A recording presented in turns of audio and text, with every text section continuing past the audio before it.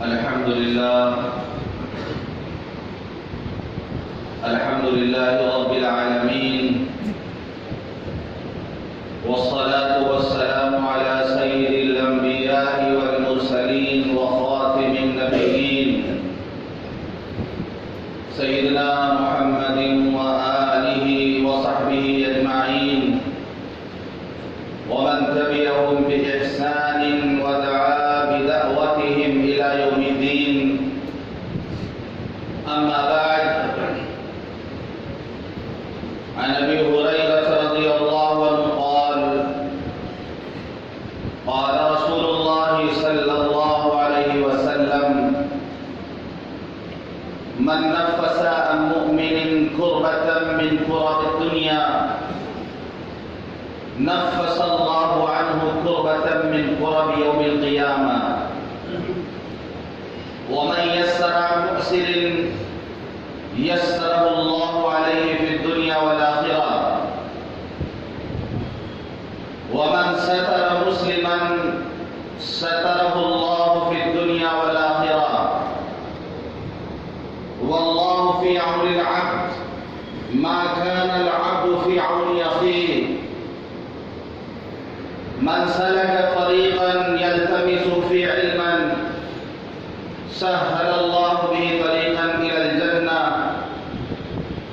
وما اجتمع قوم في بيت من بيت الله تعالى يتلون كتاب الله يتدارسونه بينهم إلا نزلت عليهم السكينة وغشيتهم الرحمة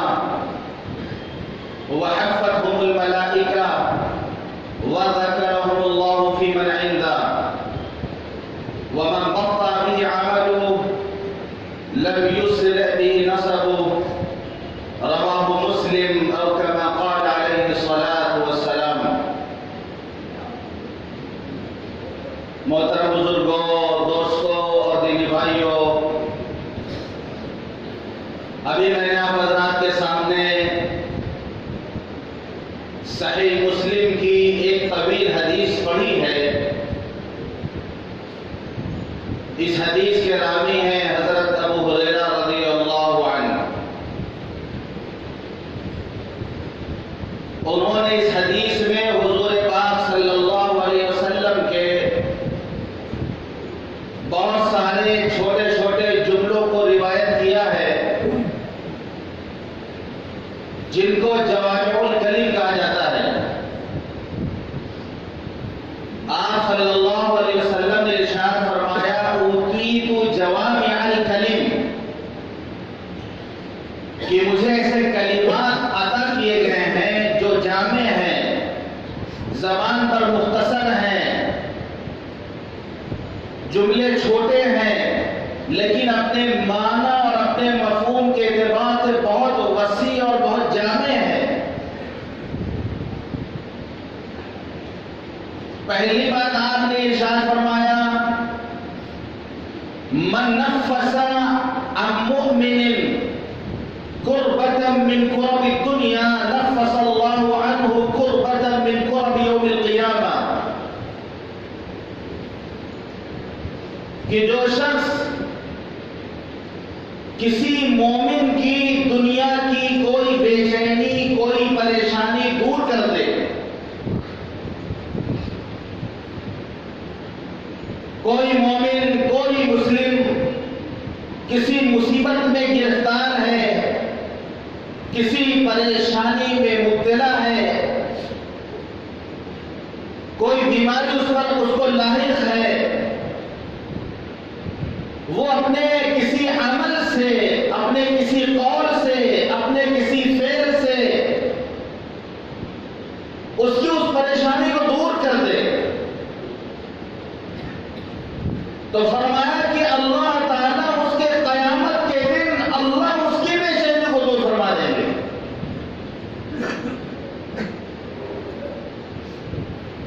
جس دن کوئی کسی کے کام نہیں آئے گا. یوم یفر المرء من اخیہ وامہ وابیہ وصاحبتہ وبنیہ. آدمی اپنے باپ کو دے کے بھاگے گا، اپنے بھائی کو دے کے بھاگے گا، اپنی ماں کو دے کے بھاگے بھاگے گا، اپنی بیوی بچوں کو دیکھ کے بھاگے گا. ہر آدمی پریشانی میں مبتلا ہوگا. خوشخبری سنائی جا رہی، بشارت دی جا رہی کہ دنیا میں تم کسی کی پریشانی دور کرو گے، اس کی بے چینی کو دور کرو گے، اس کے لیے کوشش کرو گے، تو اللہ قیامت کی پریشانی دور فرما دیں گے.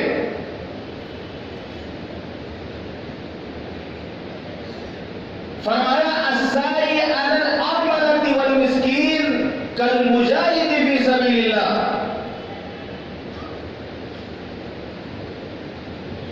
بیواؤں کے لیے، مسکینوں کے لیے کوشش کرنے والا ایسا ہے گویا اللہ کے راستے میں جہاد کرنے والا. جو اللہ کے راستے میں جہاد کر رہا ہو، آپ نے فرمایا کہ اس شخص کی طرح ہے جو ساری رات عبادت میں گزار دے اور اس کو تھکن لاحق نہ ہو. اس روزے دار کی طرح ہے جو روزہ رکھتا ہو، ناغہ نہ کرتا ہو. ہم نے تمام چیزوں کو دین سے الگ کر رکھا ہے. بیواؤں کی خبر گیری کرنا، یتیموں کی خبر گیری کرنا، مسکینوں کو کھانا کھلانا، ان کی مدد کرنا. ہم نے نماز کو، روزے کو، تلاوت کو، مسجد میں آنے کو، اسی کو ہم نے دین سمجھ رکھا ہے. اور بڑے بڑے اپنے آپ کو دیندار سمجھتے ہیں، دین کے ٹھیکیدار سمجھتے ہیں، وہ بھی دھوکے میں پڑے ہوئے ہیں.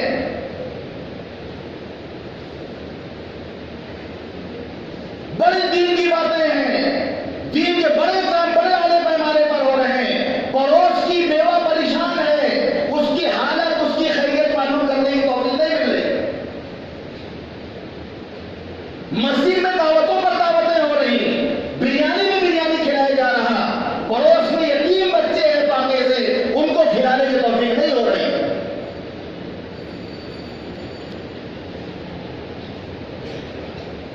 ہم نے تمام چیزوں کو صرف دین کا کام سمجھ رکھا ہے. آپ نے فرمایا الساعی علی الارملۃ والمسکین کالمجاہد فی سبیل اللہ. بیواؤں کے لیے کوشش کرنے والا، مسکین کے لیے کوشش کرنے والا ایسا ہے گویا اللہ کے راستے میں وہ محنت کر رہا، اللہ کے راستے میں وہ مجاہدہ کر رہا، اللہ کے راستے میں وہ جہاد کر رہا. ہم نے اس شعبے کو دین سے الگ سمجھ رکھا ہے. ایک آدمی بیماری میں مبتلا ہے، علاج کا اس کے پاس انتظام نہیں ہے. ہم جو ہے اس کی بیماری دور کرنے کے لیے، اس کے علاج کے لیے اگر آسانی پیدا فرما دیں. مالداروں کو دیکھیں تو سبھی جاتے ہیں، کبھی محلے کے غریبوں کو دیکھ کے آؤ جو بیماری میں مبتلا ہے، علاج ان کے پاس پیسہ نہیں ہے. یہ کوئی دنیا داری کا کام نہیں ہے کہ آپ کسی بیمار کو دیکھنے چلے گئے، محلے کی بات تھی، رشتے داری کی بات تھی، اس لیے چلے گئے. کوئی دنیا داری کی بات نہیں ہے. حضور پاک صلی اللہ علیہ وسلم نے ارشاد فرمایا جو صبح کے وقت کسی بیمار کی عیادت کرے گا، شام تک فرشتے اس کے لیے مغفرت کی دعا فرمائیں گے. جو شام کو کسی بیمار کی عیادت کرنے جائے گا، صبح تک فرشتے اس کی مغفرت کی دعا فرمائیں گے.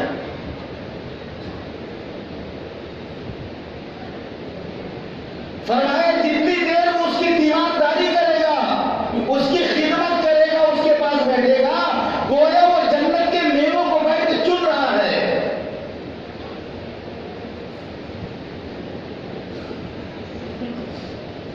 تو یہ تمام چیزوں پر بشارت سنائی جا رہی ہے کہ اگر تم ایسا کرو گے، کسی کی بے چینی کو دور کر دو گے، پریشانی کو دور کر دو گے، تو اللہ تعالیٰ کل قیامت کے دن جب ہر آدمی بے چین ہوگا، ہر آدمی پریشان ہوگا، اللہ تمہاری بے چینی کو اس دن دور فرما دیں گے.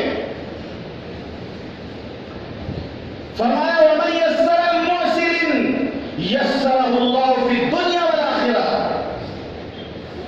جو کسی تنگ دست کے ساتھ آسانی فرما دے، جو کسی تنگ دست کے ساتھ، پریشان حال کے ساتھ آسانی کا معاملہ کر دے،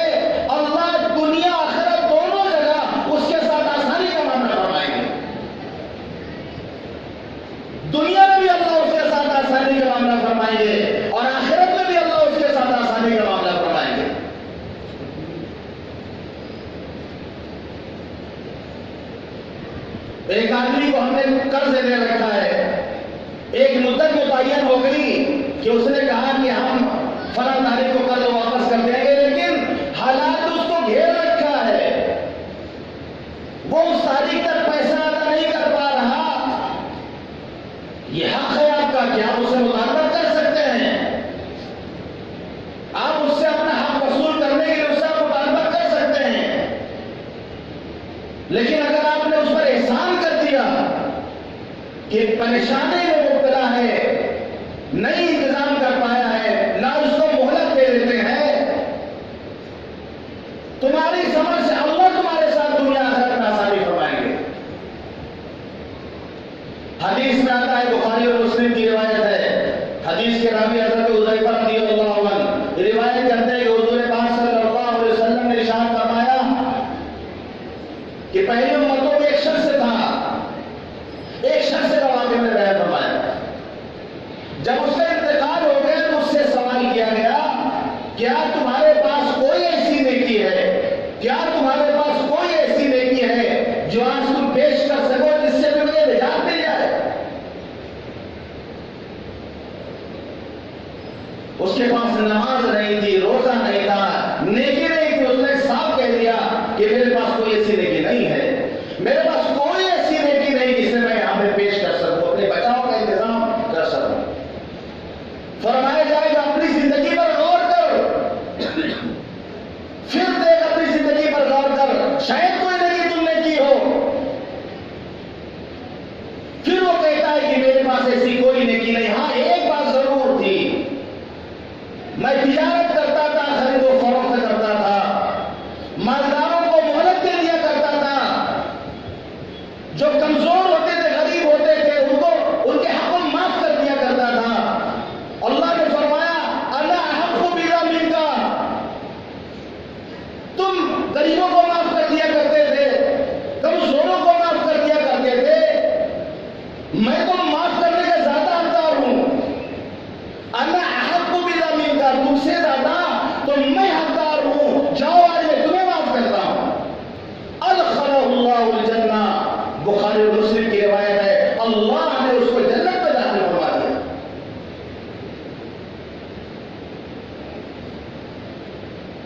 ایک اور حدیث ہے جس کے راوی حضرت ابو ہریرہ رضی اللہ عنہ، یہ بھی بخاری اور مسلم کی روایت ہے کہ حضور پاک صلی اللہ علیہ وسلم نے ارشاد فرمایا کہ پہلے زمانے میں ایک شخص تھا، وہ لوگوں سے لین دین کرتا تھا، تو جب وصولی کے لیے، مال وصولی کے لیے اپنے خادم کو بھیجتا تھا تو کہتا تھا دیکھو جو پریشان ہو ان کے ساتھ سہولت پیدا کرنا، ان کے ساتھ سختی نہ کرنا، ان کو معاف کر دینا، شاید اللہ بھی ہمیں معاف کر دے۔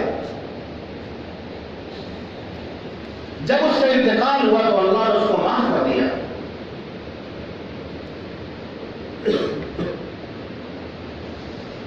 یہ تجارت ہے، یہ مالی لین دین ہے، ہر انسان ہے قرض لے سکتا ہے۔ حضور پاک صلی اللہ علیہ وسلم فرمایا کہ جب میں معراج میں گیا یا پہ خواب میں دیکھا، جنت کے دروازے پر لکھا ہوا ہے کہ صدقہ کرنے کا اجر 10 گنا ہے، اور کسی کو قرض دیا جائے تو اس کا ثواب 18 گنا زیادہ ملتا ہے۔ میں نے پوچھا جبریل امین یہ کیوں؟ تو حضرت جبریل نے فرمایا اللہ کے رسول، مسکین تو اس وقت نہیں مانگتا ہے جب اس کو ضرورت ہو، اس وقت نہیں مانگ لیتا ہے جب اس کو ضرورت نہ ہو، لیکن آدمی قرضہ اسی وقت مانگتا ہے جب وہ ضرورت مند ہوتا ہے۔ جب وہ ضرورت مند ہوتا ہے، پریشان ہوتا ہے، اس کے حالات خراب ہوئے ہوتے ہیں، اسی وقت وہ کسی کے سامنے جا کے قرض مانگتا ہے اپنی عزت بچانے کے لیے۔ تو اس لیے صدقے سے زیادہ جو ہے قرض دینے کا ثواب ہے۔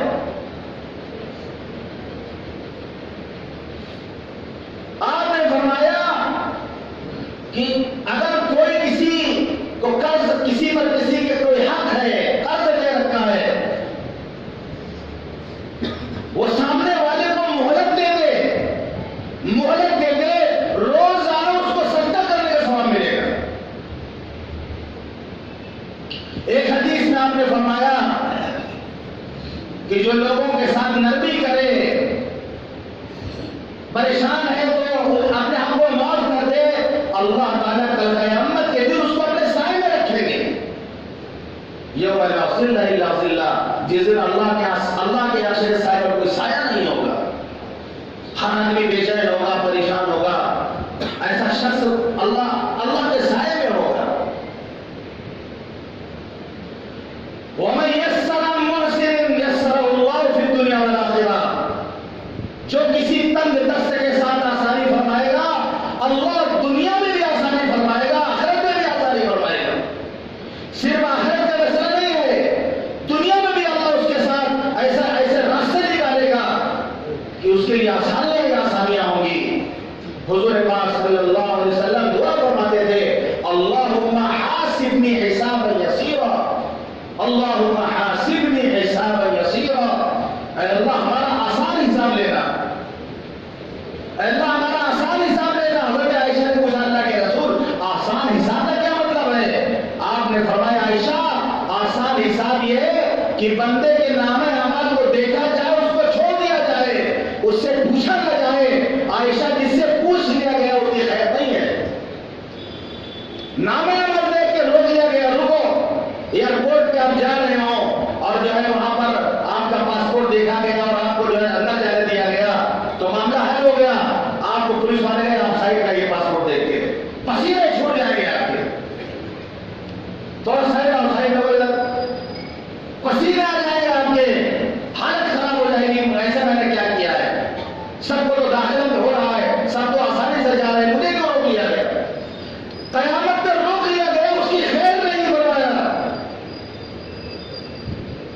تو ہم دوسروں کے ساتھ آسانی کریں گے، اللہ کل قیامت کے دن ہمارے ساتھ آسانی فرمائے گا۔ وَمَن سَتَرَ مُسْلِمًا سَتَرَهُ اللَّهُ فِي الدُّنْيَا وَالْآخِرَةِ، جو کسی مسلمان کی پردہ پوشی کرے گا، اللہ دنیا آخرت میں اس کی پردہ پوشی کرے گا۔ انسان گناہ کر سکتا ہے، گناہ کا پتلا ہے، ہر انسان گناہ کرتا ہے، گناہ انسان سے ہو جاتا ہے۔ اگر کسی کا گناہ ہمیں معلوم ہو جائے، کسی کی کمزوری ہمیں معلوم ہو جائے تو حتی الامکان ہمیں کوشش کرنی چاہیے کہ اس پر پردہ ڈال دیں۔ یاد رکھیے کہ گناہ کا کوئی رنگ نہیں ہوتا، گناہ کے اندر بدبو نہیں ہوتی۔ اگر گناہ کا کوئی رنگ ہوتا تو شاید ہمیں مسجد میں داخل ہونے کو نہیں ملتا۔ گناہ کے اندر اگر بدبو ہوتی کوئی ہمیں اپنے بغل میں نہ بجاتا۔ اس لیے اگر کوئی تمہاری تعریف کر رہا تو در حقیقت تو اللہ کی صفت ستاری کی تعریف کر رہا، وہ اللہ کی پردہ پوشی کی تعریف کر رہا کہ اللہ نے تمہارے عیب کو سے چھپا رکھا ہے۔ ہمارا حال یہ کسی کے ذرا سی کوئی کمی پتہ چل جائے تو ہم میڈیا بن جاتے ہیں۔ ابھی تو سوشل میڈیا میں دوسروں کی برائیاں سوشل میڈیا پہ ڈالی جا رہی ہیں، پورے محلے میں جو ہے پتہ چل جائے گا لوگوں کو۔ ہم دوسروں کو جو ہے پردہ پوشی کریں گے، اللہ دنیا میں بھی پردہ پوشی کرے گا، آخرت میں بھی پردہ پوشی فرمائے گا۔ آپ نے فرمایا اگر کوئی کسی کو ایسے گناہ پر آر دلائے، کسی انسان سے کوئی گناہ ہو گیا، اس نے توبہ کر لیا، اللہ سے توبہ کر لیا، اس کا معاملہ اللہ کا معاملہ، لیکن ہم پھر بھی جب مل رہے ہیں وہی ہے، دیکھو وہ فلاں کام کیا تھا، وہی بات وہی آدمی تو وہی ہے، جب مل رہا وہی اس کو ٹوک رہے ہیں، اس کو ذلیل کر رہے ہیں مجلس میں، شرم سے وہ بیچارہ بھاگ جانا، ہمیں دیکھ کر دور سے راستہ بدل دے رہا کہ پھر ملیں گے، پھر ٹوکے گا، یہ لوگوں سے اشارہ کر کے بتائے گا یہ دیکھو فلاں جو جا رہا تھا، یہ فلاں نے گناہ کیا تھا، پیپر میں بھی آیا تھا۔ تو آپ نے فرمایا اگر کوئی کسی کو اس کے اس گناہ پر آر دلائے، شرمندہ کرے جس سے اس نے توبہ کر لی ہوگی، تو وہ شخص اس وقت تک مر نہیں سکتا جب تک کہ وہ خود اس گناہ میں مبتلا نہ ہو جائے۔ اس کو اللہ اس گناہ میں مبتلا کرے گا۔ میں نے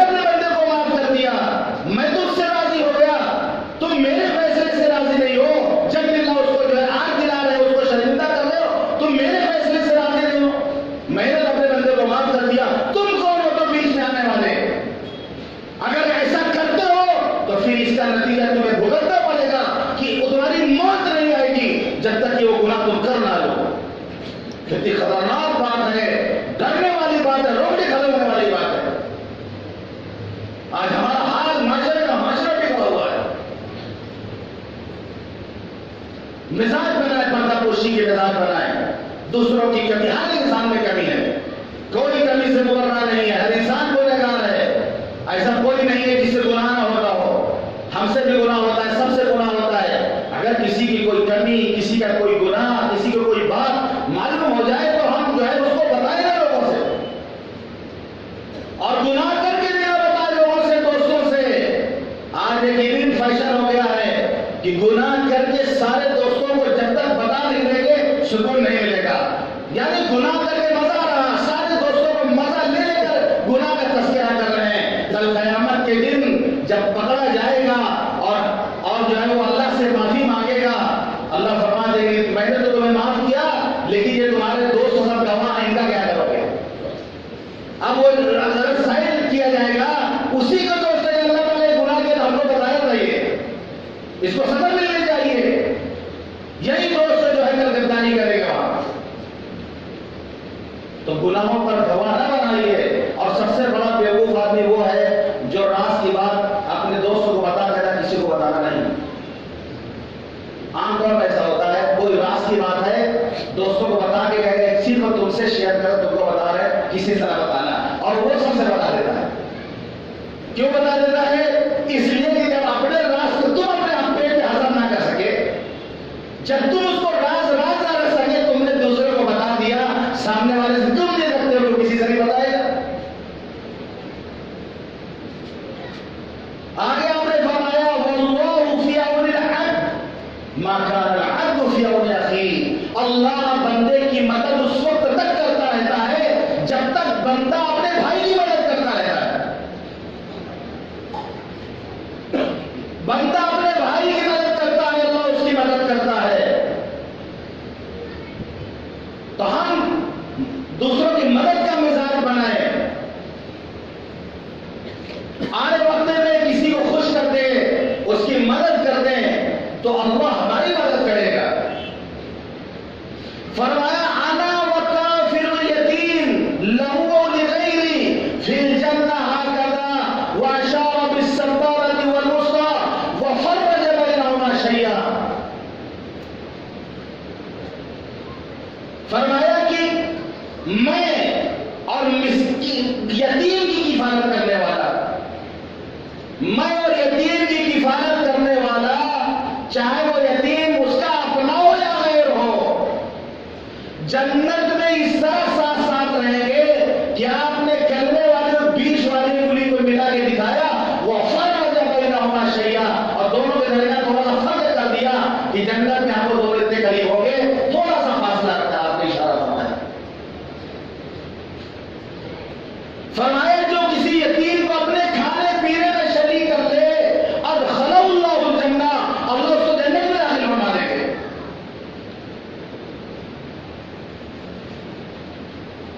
فرمایا من مسح راس یتیم لا یمسح الا للہ،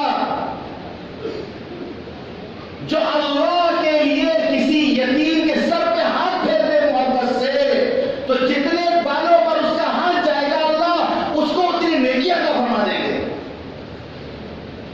یہ بھی تو کبھی ہم کر کے دیکھیں، ہمارے محلے میں یتیم بچے رہتے ہیں، اپنے بچوں کے سر پہ ہم پیار سے بہت ہاتھ پھیرتے ہیں، کبھی یتیموں کے سر پہ ہاتھ پھیر کر دیکھو کتنا مزہ آتا ہے۔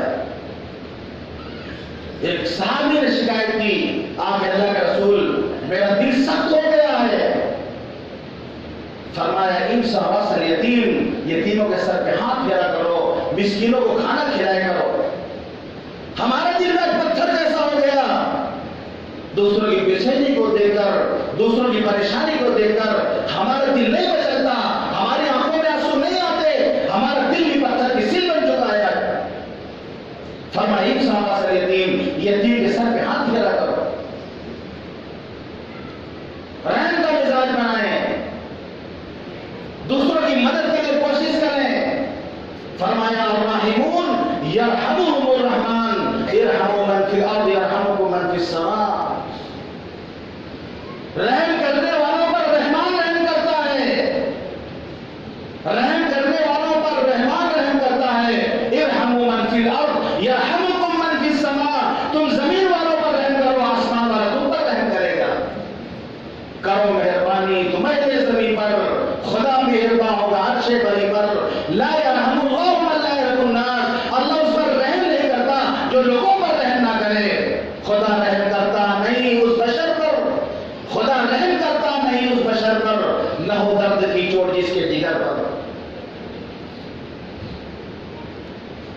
فرمایا من کسا مسلمن، جو مسلمان کسی مسلمان کو کپڑا پہنا دے اس کی اوریانی حالت میں، ضرورت مند ہے کپڑوں کا، وہ اس کو کپڑا پہنا دے، اللہ اس کو جنت کے سبز جوڑے پہنائے گا.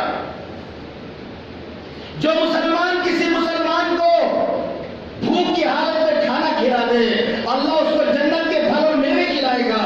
جو مسلمان کسی مسلمان کو پیاس کی حالت میں پانی پلا دے، اللہ اس کو کل قیامت کے دن جنت کا شراب طہور اللہ پلائے گا جس پر غیبی مہر لگی ہوئی ہوگی. لسی پلا دے، کولڈ ڈرنک پلا دے تو کیا پوچھنا ہے؟ دودھ پلا دے، چائے پلا دے، کولڈ ڈرنک پلا دے، شربت پلا دے روزہ کا، یہ ہم لوگوں نے صرف محرم کے لیے کر رکھا ہے. یعنی محرم میں پلاؤ بس. یہ چھوٹے چھوٹے عمل ہیں جو ہم روز کر سکتے ہیں اور ہمیں کرنا بھی چاہیے. اور فضیلت اسی کو کہتے ہیں جوامع الکلم، یعنی بات مختصر ہے، مختصر بات اللہ کے رسول نے فرمائی لیکن غور کی کتنی زیادہ باتیں ہیں. آگے آپ نے فرمایا من سلک طریقا یلتمس فیہ علما سہل اللہ بہ طریقا الی الجنہ، جو علم حاصل کرنے کے لیے کسی راستے پر چلے گا، علم حاصل کرنے کے لیے جائے گا، اللہ اس کے جنت کا راستہ آسان فرما دے گا. علم سیکھنے کا مزاج بناؤ، علماء کے پاس جاؤ، ان سے پوچھنے کے لیے جاؤ، طالب علم بن کر کے جاؤ. علم کی نیت سے گھر سے نکلو گے، اللہ جنت کا راستہ تمہارے لیے آسان فرمائے گا. دور دور کا سفر ہمارے بزرگوں نے کیا، صحابہ نے دور دور کا سفر علم حاصل کرنے کی نیت سے کیا. ایک صحابی حضرت جابر رضی اللہ عنہ، بہت سی حدیثیں ان سے ملوی حدیث کتابوں میں. ایک حدیث تھی تہجد کے سلسلے میں، انہیں پتا تھا کہ ایک صحابی جنہوں نے براہ راست وہ حدیث حضور پاک صلی اللہ علیہ وسلم نے سنی ہے اور وہ ملک شام میں رہتے دمشق میں، اس حدیث کو معلوم کرنے کے لیے حضرت جابر رضی اللہ عنہ نے مدینے سے سفر کیا، ملک شام کا تقریباً 1500 کلومیٹر کا سفر کیا اور وہاں پر گئے. ان صحابی سے انہوں نے ملاقات کی، انہوں نے پوچھا کیوں آئے؟ کہنے کہ بس فلاں حدیث کے بارے میں معلوم تھا کہ آپ نے حضور پاک صلی اللہ علیہ وسلم سے شاید اسی کو سیکھنے کے لیے آیا. تو صحابی نے فرمایا کہ وہ حدیث کو بعد میں سناؤں گا، پہلے اس سے پہلے حدیث اور سنو. اور پھر یہ حدیث سنائی من سلک طریقا یلتمس فیہ علما سہل اللہ بہ طریقا الی الجنہ، جو علم حاصل کرنے کے لیے چلے گا، سفر کرے گا، راستہ طے کرے گا، اللہ جنت کا راستہ اس کے لیے آسان فرما دیں گے. اور پھر وہ تہجد والی روایت انہوں نے کی. ہمارے بزرگوں نے، ہمارے بڑوں نے علم حاصل کرے بہت سفر کیا. آگے اور بھی حدیث ہے، وقت بھی زیادہ وقت لگ جائے گا کیونکہ کافی لمبی حدیث تھی.